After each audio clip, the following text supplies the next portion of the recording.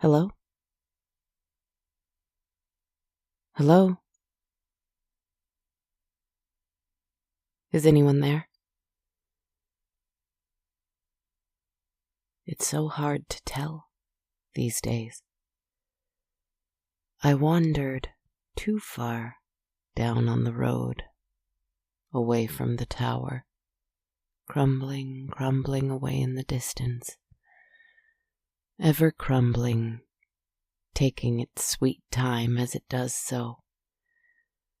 And as I wandered, I clung on to the hand of what I thought was a living man beside me, beloved incarnate, just as I am myself incarnate. Whatever on earth our spirits were before, just human bodies now. You know, I won't repeat it again and again and again and again, but I thought I was holding my beloved's hand, changeable as his form is, and so is mine. But when I got so far that I could see a forest, and then a city, and far away a vast and open sea, all three of which I did not recognize, on the horizon, I looked down and realized that it was just a hand, not attached to a body, and made of stone. A fine and beautiful thing, carved from marble. But I suppose I was used to holding a hand that was cold and hard, so I didn't notice for some time that he had long ago abandoned me on my journey. As soon as I realized this, I dropped the thing to the ground, whereupon it shattered into many sharp and shining shards. And the sky went dark, pitch black, and only the moon, not quite so full anymore, gave me light above. I inhaled deeply, prepared to scream at the top of my lungs for him to come find me again. But I saw the reflection of the moon on the sea, rippling there. Tears streamed down my face, and I exhaled deeply instead. Why scream for him to come find me when he had so cleverly slipped this statue's hand in mine at some point? Why scream for him to rescue me when we both know he never can? Only I can. The hand was only a nightlight, a little tool to keep a child's heart from panicking. But all these things will fail at some point, and we will be alone in the dark. And in that dark, there will be a great and terrible reckoning. Solitude and silence, with only clear light on the water to show you what you fear and what you must overcome. I have a story. I have had stories lately somehow in the depths of my terror, haven't I? The stories are noisy little things to get me through.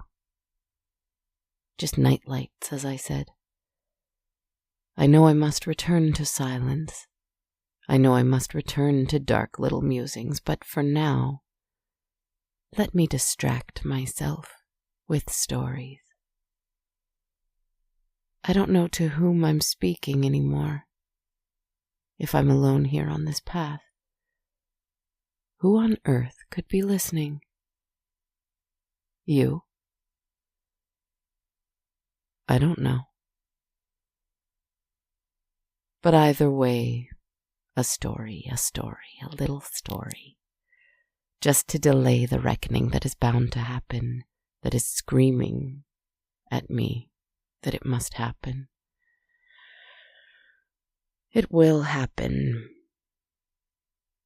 Just one story, just one more before that time. Why not? Once upon a time, there was a woman grieving a great loss.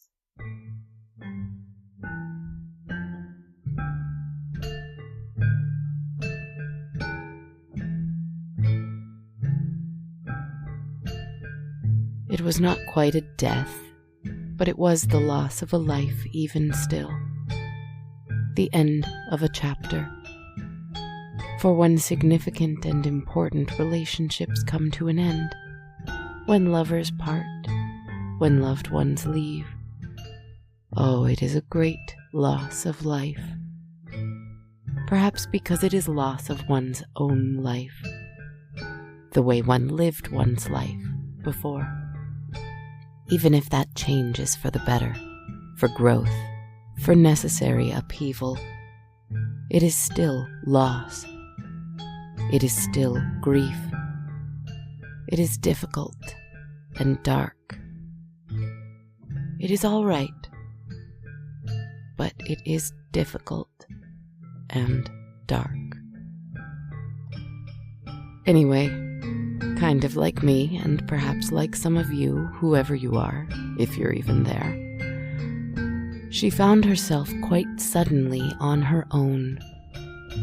It used to be not quite so hard being on her own. But now with this great loss, this great change, it felt quite empty. It was as though she looked around at things that used to fill her heart with love, her eyes with beauty, her soul with joy. And there was nothing. Nothing. No love, no beauty, no joy. Only emptiness. She was perplexed more than anything. It had been so easy before to gasp at a tree, to sigh at the moon, to sing at the sea. Now, emptiness. Do the things that used to bring you joy, her friends told her, meaning well. Perhaps it will come back to you.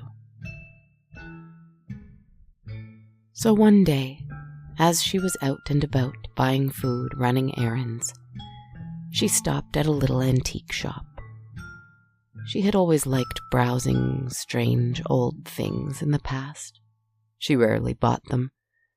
She thought perhaps she might find a little joy, a little beauty, a little love once again.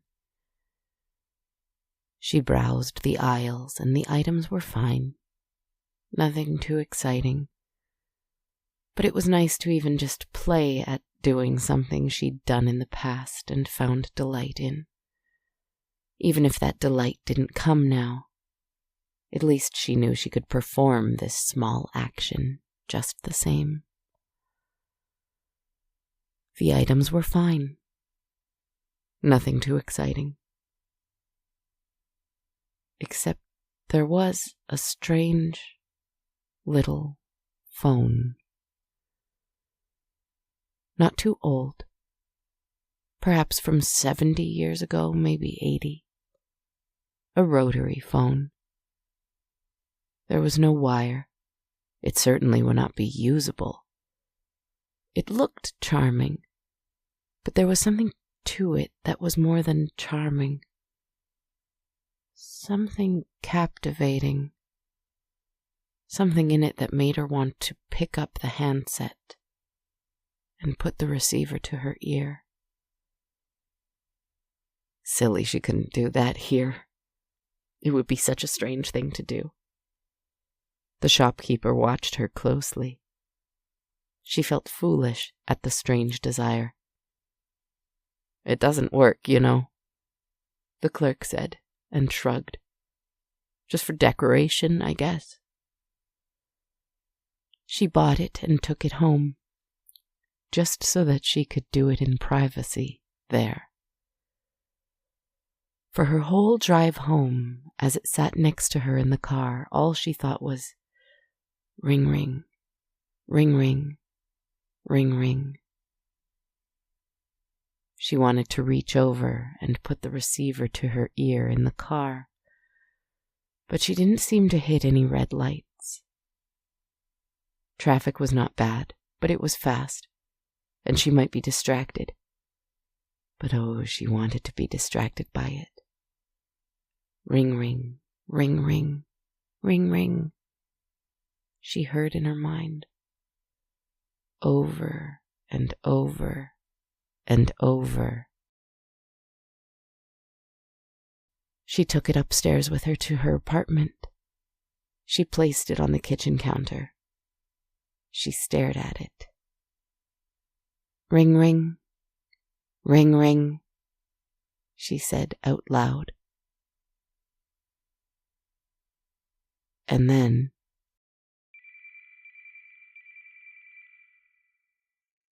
she screamed. It wasn't plugged in. How was this happening?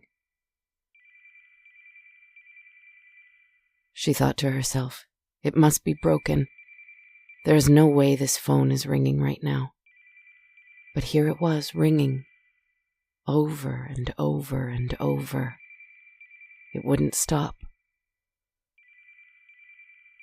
She picked the handset up and held it in her hand. The ringing stopped. But even with it, this slight distance from her ears, she could hear something. A buzzing, a faint hum, some strange white noise coming from the receiver. She put it to her ear and could hear it even clearer. Static.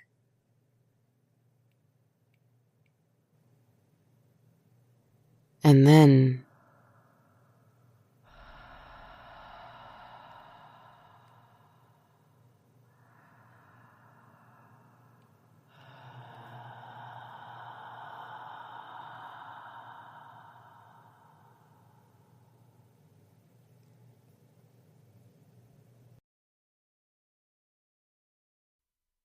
she hung up the phone. For the rest of the evening, she stared at the thing. I ought to throw it away. I'll return it tomorrow. She put it in the front closet. She went to watch television to forget about it. But all of her favorite programs only brought that emptiness back. She sometimes turned her thoughts fearfully to the strange telephone, but tried to distract herself. But distraction only led to emptiness. And in that emptiness, that fear returned, and thoughts of that phone. Ring, ring, she whispered out loud. And she heard someone beside her on the couch whisper in her ear, ring, ring. She screamed and scrambled backwards, falling into the cushions with a start. Who said that? She called out, wide eyes frantically scanning her home for an intruder, but finding no one. And the phone rang in the closet. She tried to ignore it. She clapped her hands over her ears, but the phone just rang, rang, rang. The tenant below banged a broomstick on the ceiling. The tenant above stomped their feet. She had to stop its ringing. She went to the closet and grabbed the thing and sat on the floor with it in front of her. She picked up the handset and heard that static buzzing once more. She placed the receiver to her ear and heard the breathing again. And she spoke into the transmitter in a small, shaking voice. Hello? Hello? Who are you? A friend. What's your name? Don't worry about that. What are you? Don't worry about that. What do you want?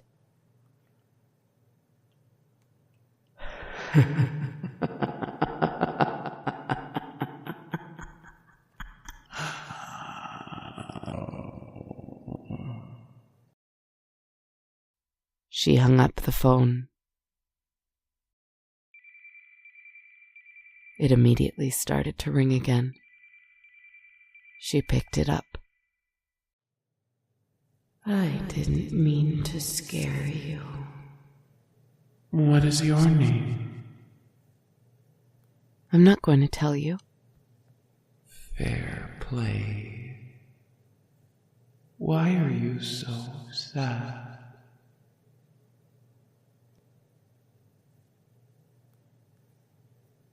You're very sad, aren't you? I'm alone.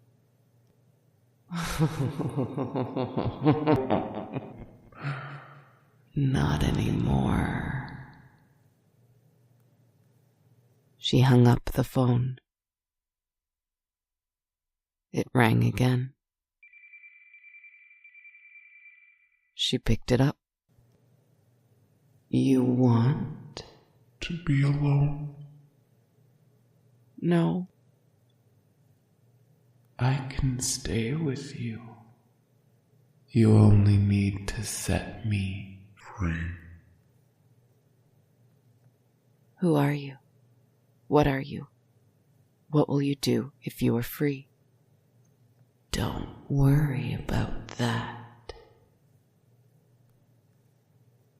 I'm afraid that you're a ghost or a demon and you want to hurt me. I may be. And I might. But I might also just want to stay with you. Would that be so bad? How can I trust you? You can't. All you have to go on, Is My voice. I suppose. And I suppose it's confined to this telephone. I suppose it must be. Yes. Good. She hung up the phone. It rang again. She picked up the handset and left it off the phone.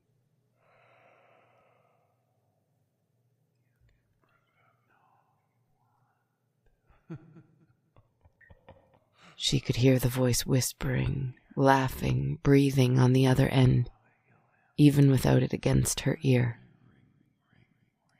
She left it like that and went back to the television. She tried to watch television to forget about it. But all of her favorite programs only brought that emptiness back. She tried not to think about the phone and the voice on the other end. The voice that had made her forget everything that had brought her so much emptiness. She looked over her shoulder, and there was the phone, handset on the floor, just waiting for her. No. She wanted to watch television instead. she insisted to herself. She would return the phone tomorrow.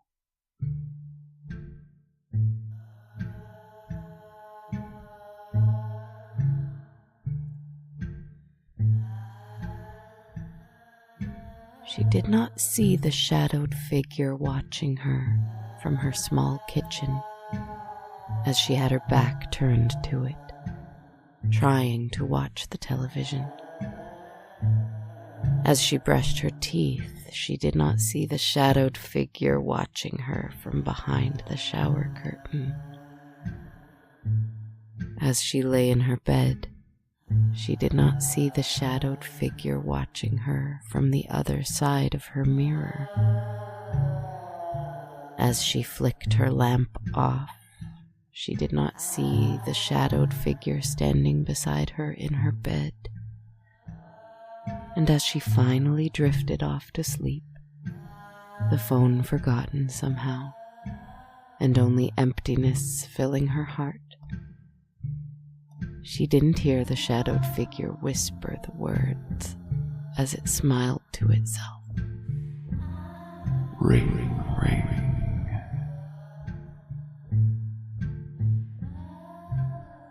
The next day she picked up the phone, got in her car, and took it to the antique store. She returned it without much fuss. She second-guessed her decision, but a customer behind her became quite amused by the phone and decided to purchase it for himself.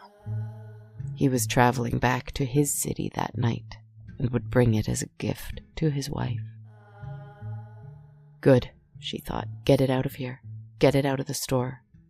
I won't be able to even remember it exists. I'll never see it again. She went home, and it was completely silent.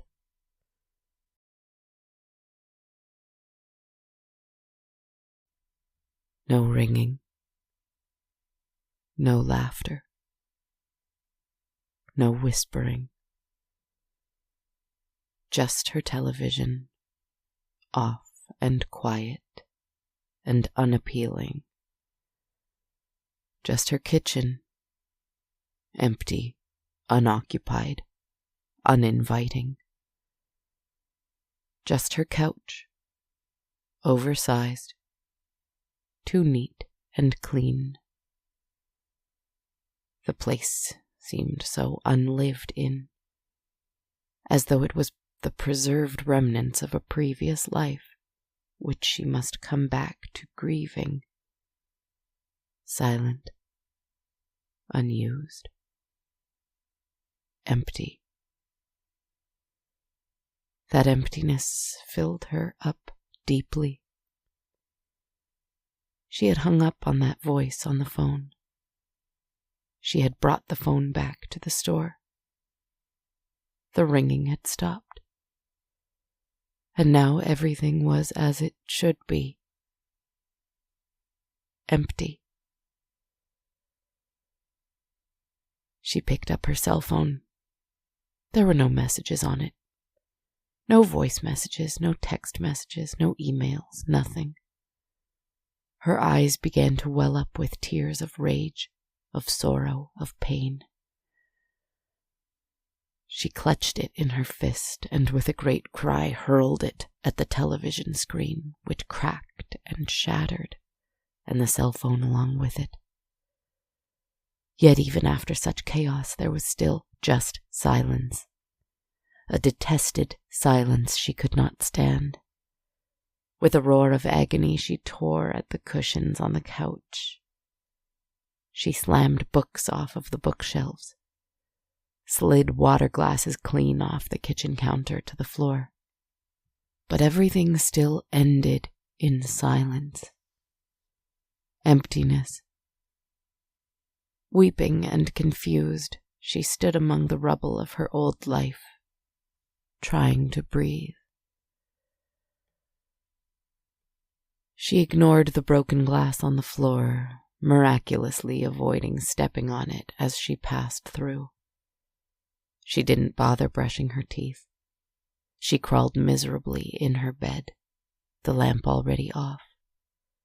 She lay sleepless, crying, tossing, turning, the phone her one key to a voice that wanted to speak with her, to keep her company, to haunt her for whatever reason it saw fit. And emptiness filled her heart. She sobbed pitiably at the realization that all she wanted was to be haunted by whatever that voice was. Perhaps it meant her ill. Perhaps it was a thing of darkness. Perhaps it had a dreadful reason to communicate with her. But it had made her forget her pain. It had made her forget the emptiness. It had made her remember things like chaos, fear, and perhaps even passion, for there is passion in chaos and fear. But it was gone now, forever gone, somewhere far away. She would never hear that voice again. She was alone and empty again.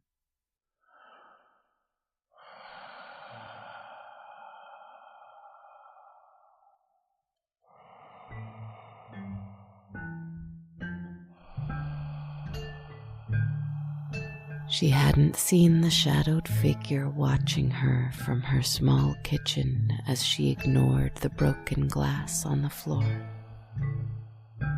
As she didn't bother brushing her teeth, she hadn't seen the shadowed figure watching her from behind the shower curtain.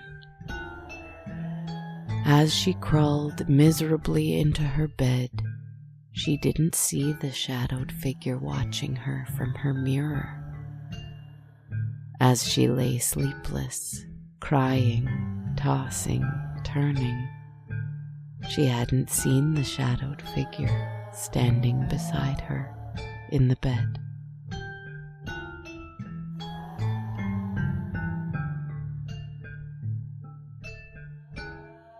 But now she heard its breath in her ear, and even among the chaos and the fear, she remembered something. Perhaps she was ashamed to admit that it could possibly be passion. And, despite herself, she smiled and sighed in great relief as she heard a familiar voice whisper two words. Ring, ring.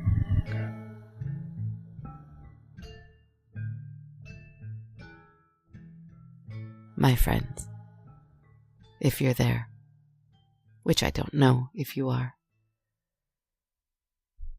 the thing about this darkness, this emptiness that sits in my heart as I see this vast sea, even with the lovely moonlight above it, is that it is so much more fearful than even the darkest, hungriest, most diabolical angel.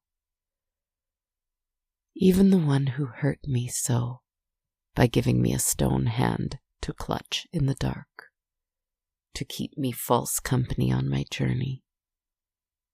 I did not so miraculously avoid stepping on it as I passed through its broken pieces, for my feet are aching and bloody. But so it is, we cannot leave these places unscathed, I don't think. But this story came to me through the perhaps desperate and shameful realization that I'd rather be haunted. It will pass. It always does. I am stronger than I feel at this moment. And it is all right to not always feel strong. But I'd rather be haunted. Perhaps I will be yet again. Until then, to any souls close by, listening, sweet dreams. We'll speak again soon, I think.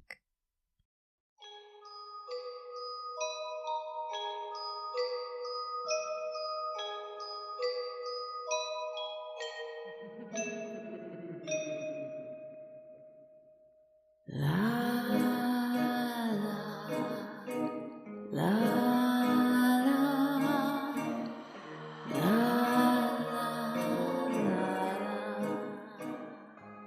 Hello everyone, and thanks so much for listening in to episode 287 of On a Dark, Cold Night.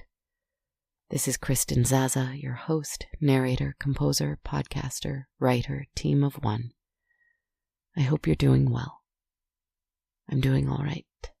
I'm doing all right. Wandering forward. A little empty, a little haunted. Stronger than I feel at this moment. Doing all right. How are you? Many thanks as always going out to everyone who supports the show on Patreon on a monthly basis. So grateful today, always, and forever. Every patron of $1 or more a month US gets access to the complete soundtrack, while patrons of $5 or more a month get that, a tarot reading video every full moon, a bonus episode every new moon, taken from conversations patrons are having in the exclusive community chat on Patreon, and a database of 70 quick moment meditations to access. To learn more, visit patreon.com/darkcoldnight. My book, On a Dark Cold Night, Tales of Loneliness, Creation, and Love, is available on Amazon in paperback and Kindle ebook. It's a collection of 28 of my favorite stories from the podcast and 3 original pieces as preface, prologue, and epilogue. Cover art by UK-based artist Newt. Please do check that out. You can donate one time only without perks at ko-fi.com/darkcoldnight. You can buy a t-shirt or hoodie at bonfire.com/on-a-dark-cold-night. And you can stream my 2 albums, Favorite Little Songs from On a Dark Cold Night, Volumes 1 and 2 on Spotify, iTunes, lots of other music streamers. It would be wonderful if you left me a rating and a review wherever you can, like Spotify, iTunes, Facebook, anywhere really. You can follow me on Instagram at Dark Cold Night Podcast, Facebook and YouTube under On a Dark Cold Night, TikTok and Blue Sky at Kristen Zaza, or on Twitter at A Dark Cold Night. Thank you again for listening, my friends. Thank you for keeping me company. Thank you for being there. It's never lost on me. Lots of love to you, my dears. And be well.